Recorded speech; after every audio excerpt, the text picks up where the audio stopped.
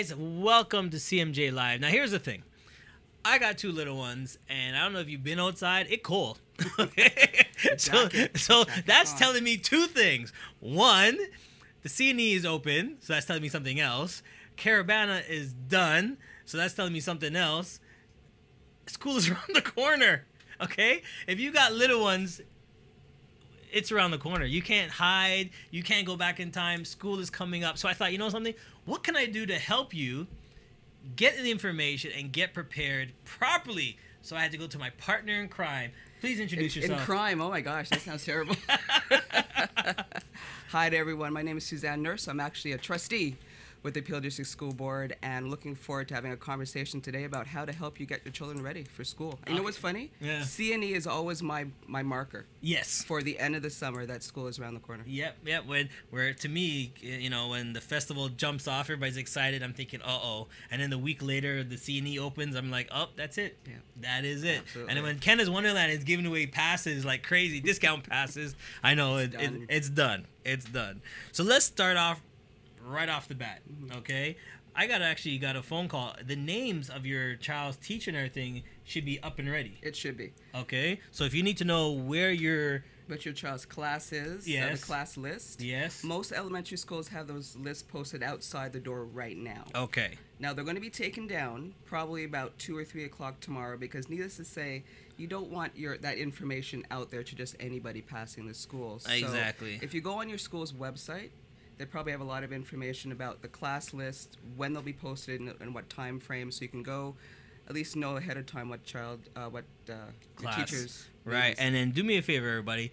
Do it early. Please. I've been to a lot of schools, and the parents didn't look at the class list. So when you go into the office, it's a melee, because they're trying to find out, oh, my son is this, and what class is he in? When you could have went earlier, right, found out what class they're in, and then just take care of it. So please, parents, take the time, you know, call in, let you know when it's up, and just take the time and go find out what class it's a quick drive-by. Yeah. You know, because most often people live relatively close to where the child's school is. Exactly. So just sit by the parking lot, just go to the front door, go through the list. My child is in teacher X's classroom. Good. I'm good to go. That's good. And you have that first information. Okay. So let's talk about registration, though. Okay. Okay. New, old, coming in, what do we need to know? So if your child has not been registered for school before, and let's not do kindergarten for right now, because oftentimes kindergarten's a little different process. Okay. But say if you've just moved into an area and you watch your child register in your local school, the schools are open now. They were open as of Monday. Okay. So you can go into the school with your registration information. That's usually proof of address, whether it's a passport or some sort of documentation to say this is actually my child, which is kind of helpful. Immunization records, and then they'll do the process right there. Okay. Now, if you're new to the country, though, it's a little bit different. So if you're new to the country, I would call the school and they'll walk you through. And they give you all the documents that you need to do. Absolutely. Okay. So just registration. Now, is everything the same, or is things have changed from last year? So is it all-day kindergarten, pre-K, JK, like everything's... Nothing has changed. So absolutely, full-day kindergarten is here to stay. That's not going away anytime soon. Okay. So for JK and SK, it's the same. As you said, it's all day. If you need before and after school care, that's something probably you would have negotiated by now. But absolutely, and you know what? Parents are liking it. Yes. Parents like the full day. Okay. Now, and here's the big thing we were just joking around with, but it's no joke. You need to get this underneath your belt. Busing. Let's type, you know, we can do a whole show on busing. We can just talk busing for hours. But let's dive into busing. What's the first thing we need to do? The first thing you need to know is whether your child qualifies for busing. Okay, qualifies. So there is a website that's live now. It's called Stopper, stopr.ca. stopr.ca. So I think it's short for Student Transportation Appeal Region. So okay. They just shorten it. If you go on that website, if you have your child's student number, okay, you could log on to see not only if your child qualifies for busing, but actually what the bus stop is, okay, and what time the bus is going to pick you up. Okay. So that went live on Monday the 28th. All that information is there. Okay. So give them the website right now, stopper.ca. Right.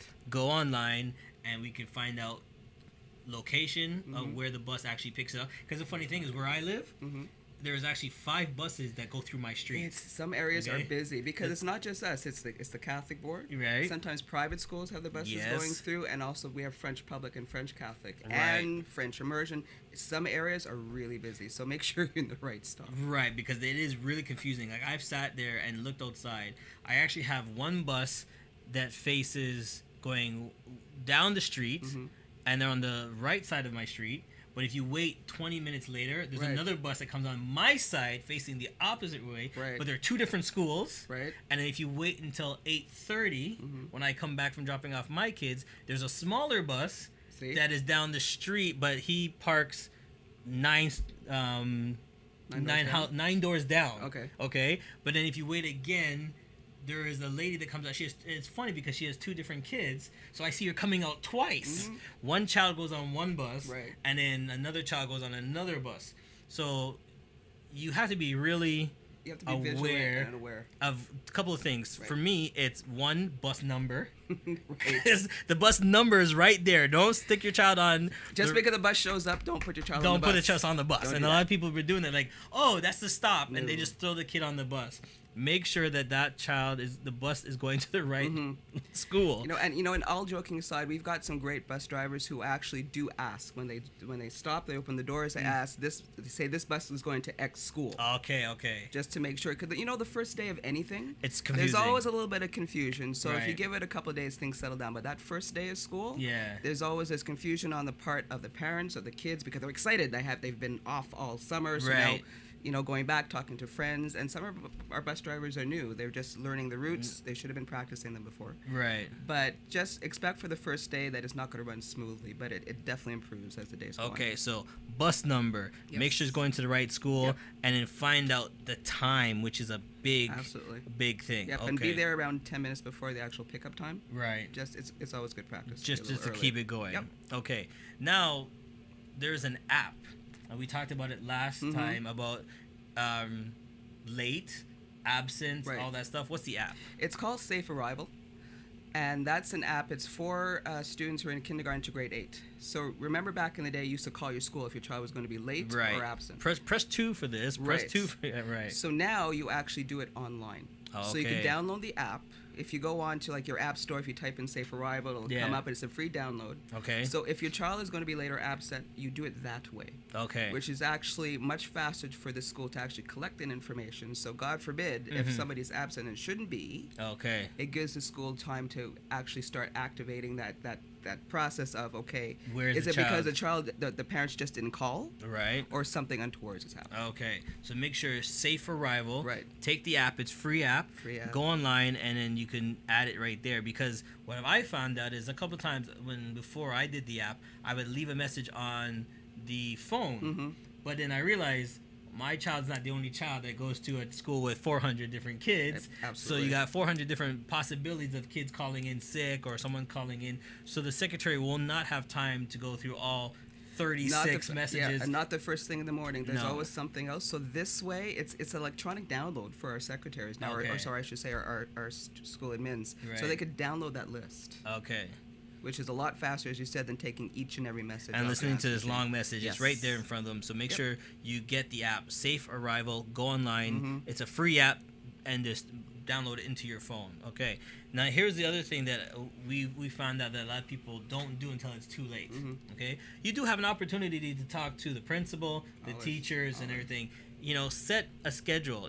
I'm not saying everybody go into the office all at once, but you do have the right as a parent to say, I would like to talk to you about, just finding out about the school or whatever. Can I set a schedule with you to go in and talk? Why is that so important? How I look at it is you're releasing your child 10 months out of the year into the hands of this organization. Yeah. Right? So it makes sense that you want to know what they're doing. Right. You want to know who they're with. You want to know who's actually speaking into their lives. Right. 8 hours a day as I said, for those 10 months. There's lots of opportunities to do that, to connect. Most schools have open houses. Yes. Within the first month of the school year. So take that opportunity, not just to meet the teachers, but actually physically going into the classroom, seeing where they're sitting. What does a classroom setup look like? Where are they going out for lunch? What's the playground look like? Yeah. All of it. That was the big one. Lunchtime. Lunchtime. Right. Where they sit? Where they is there aware of getting water or getting something here? Do they have to go to the bathroom down the hall? Like all this stuff that you might need for your child, go and search it out. I think that is the big one that you mentioned. Huge. And the what they call the student agenda. Most elementary school students and some high school, although we'll talk about high school later because we know high school students. I've got 2 kids who are in high school now, so it's a whole other landscape. But that student agenda is wonderful because the first few pages are all about the policies and procedures that pertain to that particular school. Okay. So you'll find out about the, say, class trips. You'll find out about things that make that particular school hum. Do they have issues around or discussions around dress code? Right. How the lunch hour is set up, little things like that. If you're one who you don't want your child photographed, right, which is very important. So there's the release forms. All that is oftentimes in that student agenda. So when it comes home, take the time to look through it. Go over the policies with your child. So that's kind of a good opening school thing. So when they come home on the Tuesday, they're all excited, a little nervous, met their new friends and the new teacher. Go through the agenda. And then here's the funny thing. In that agenda, what I realize, and it changes from year to year. Yeah, it does. Food allergies. What you can bring for lunch. Like certain schools, they were allowing the, what do you call those again? Chubbies.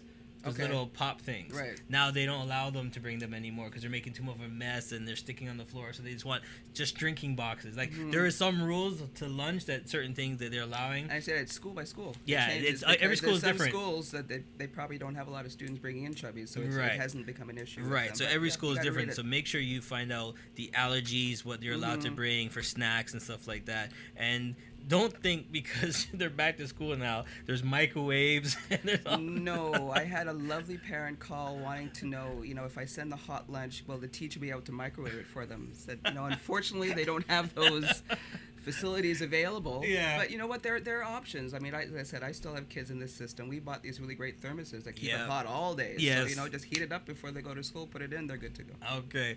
When we get back, we're going to talk about French because a lot of people want about French immersion and signing them up. Absolutely. So we're going to take a quick break. You are watching a school special, getting you ready back for school. We'll be right back.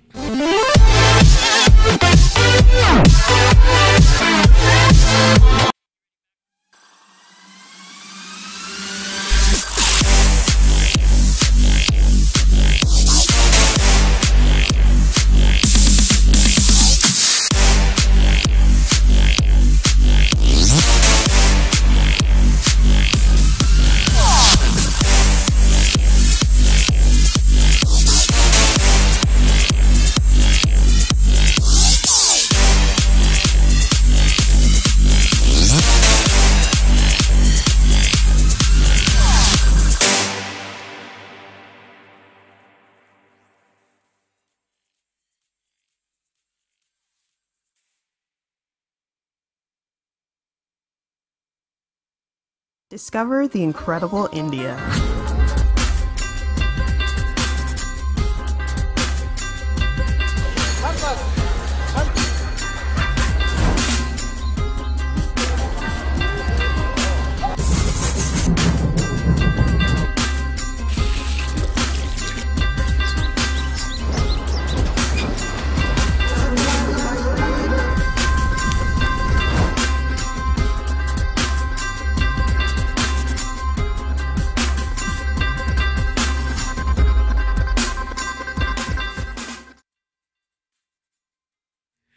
Stop having fun.